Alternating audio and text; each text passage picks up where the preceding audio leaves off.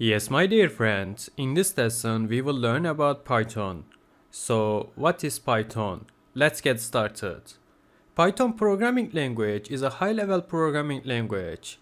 Although it has an object-oriented programming language structure, it's an easy language to write, and also the first version was published in 1990. Today, Python programming language is frequently used in web applications, game development, interface creation, machine learning, image processing, and scientific studies. Today, it is developed by many software developers and has rich libraries. We will also use the Python programming language and libraries in Python when creating interfaces and serial communication to control our Arduino board. So now let's move on to our other lessons and learn about which libraries that we can use.